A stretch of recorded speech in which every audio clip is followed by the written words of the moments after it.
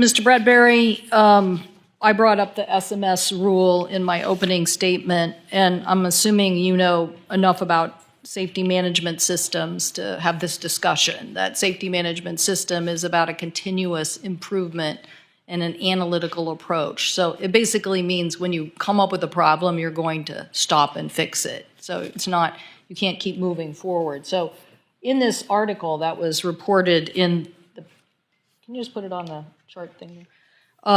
We know that the rule was halted 9 days after the MAX crash. Why did you stop the rulemaking from happening? Well, I don't know that I stopped it. That's what's reported in the paper, and I mentioned the FAA person who was in charge of the process, who said the industry and everybody wanted to move forward, and it was submitted, and then next thing you know, it's pulled. So, well, certainly we go through a review of every regulation, and as I recall, in that regulation, there were questions on the merits about which entities it should apply to and how it might apply to small businesses or small entities. Those are the kinds of questions that need to be addressed whenever so you're saying you might have killed the SMS rule because you didn't want it to apply to small manufacturers? I wouldn't say I killed the SMS rule. And let me say, we still don't have one. Our committee has worked hard to get one, and now it's going to be in law, but I have more questions about this. But yes, you did stop it from happening. There was a recommendation to move forward on it, and your office stopped it. Well, Senator Cantwell, let me say I strongly support safety management systems as an approach to regulation. A mandatory, not I would an support optional. mandatory safety management systems, and I would appreciate the opportunity to work with this committee to make sure we have them in place, not just in aviation, but in other transportation sectors, because I think it's a smart way to regulate. You put the onus on the operators and the manufacturers to avoid safety problems, defects. You put it on them. They have to come up with the system to do it, and then you hold them accountable. I think we can. Did you agree with the FAA's decision to allow the Boeing company to continue to fly MAXs after the first crash? That was, I know, agonizing period, and I know the experts at FAA were looking very hard at it, looking at what might have been involved in that. And the Secretary's office, I was assisting the Secretary. We were very closely monitoring the FAA, the professionals at the FAA in that. We certainly supported their decision to ground the 737 MAX. In hindsight, a lot could be said for doing it sooner. It was an unprecedented situation for the FAA to ground an entire fleet of aircraft like that, but I think they made the right decision. And then, you know, we were very involved for the right decision to ground the plane. But back to the FAA went to Seattle after the Indonesian crash and basically didn't do any kind of thorough review. Again, a safety management system would have required an analysis. That's what safety management system is, of critical features.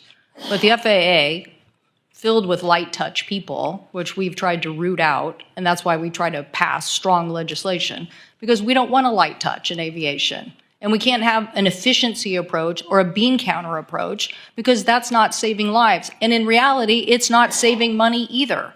So we need an FAA and a DOT and a general counsel who is going to stand up to get these rules in place. I agree. I agree that we need strong safety management systems, as I indicated before, with accountability, with real penalties, and we need to be tougher on Boeing. We need to be tougher on the industry. We need to be tougher on the railroads, as we've seen with the East Palestine disaster. Okay, I don't have a ton of time left, but so when this committee passed, so we did what the FAA wouldn't do. We mandated a safety management system. That still is now rolling out. But you were still there when we passed that. You could have just popped up the rule and said, let's go. But you didn't. Do you know why? I don't recall the ins and outs, but do you see what I'm saying about that? You had this old rule in your back pocket. We passed it. We said, now do this. You were still there. You could have said, well, let's get going. This is clear. Let's get going. But you didn't. Did you have any thoughts about that? Because I have one more issue I wanted to get to quickly. I never stopped regulatory efforts directed at safety in order to achieve cost savings or meet the president's 2-for-1 requirement on rulemaking. We never stop safety critical rules for that reason. Here's one that's really bothersome right now, and that is this letter that came out from Eleanor Holmes Norton that now shows this week that ADBS out was routinely turned off by the military. He says in the letter, I have it, I'll enter it in for the record. The question was, due to the sensitive nature of missions supporting the movement of very important personnel in and around the NRC, that the Army Aviation Brigade at Fort Belvedere and Marine Helicopter Squadron will execute 100% of their missions with ADSB off. That was June 8th, 2023. So the military was saying, now the reason this is important is because the Obama administration said, let's have a rule and let's not have these people exempted from the rule. The Trump administration came in and said, no, we're going to write a rule and they are exempted. Oh, but by the way, it's really only in these few instances and these few times. And then we find this letter that basically says it's 100% of the time we're not having that turned on. So you were involved in rulemaking that was different than the prior administration's attempt to try to rein this in. And so, listen, I get it. I've been in the private sector. Guess what?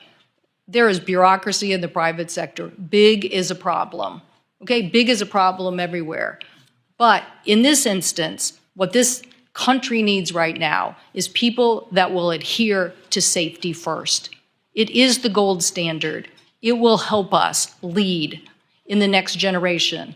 But we can't do it if we continue to have people who fall into this, yes, we're going to allow this exemption, we're going to allow this to happen, we're going to do this in the name of efficiency.